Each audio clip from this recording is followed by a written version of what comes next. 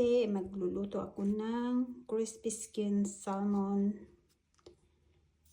with paminta, salt, lemon, and mixed herbs.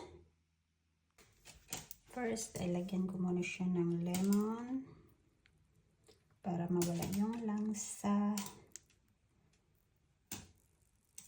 So, ganyan lang ang ginagawa ko.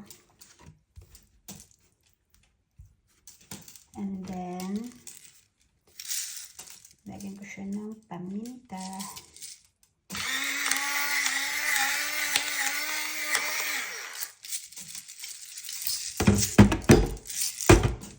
And then, asin.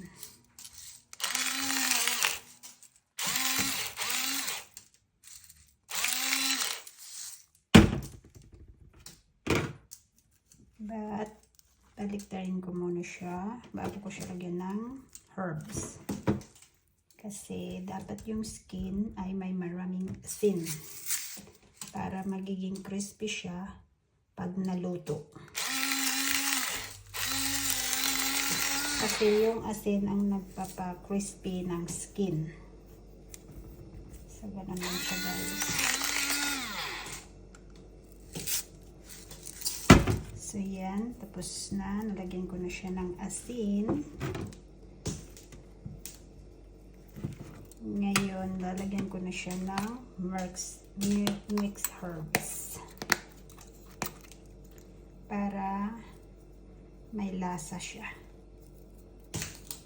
So, ganyan lang ako, guys. Pag nagluto ng salmon. So, yan na siya, guys. Now, mainit na yung mantika. So, ilalagay ko na yung this is olive oil anyway. Konti lang. Ilalagay ko na yung salmon.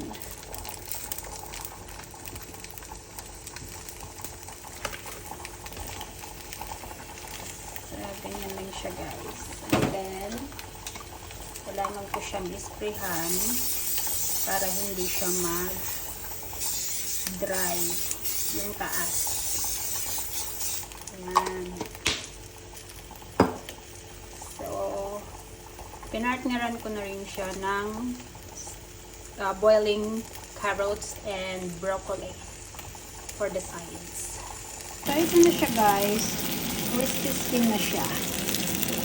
So, maya-maya ay lapag na yan siya. So, guys, crispy skin salmon with steamed vegetables and lemon.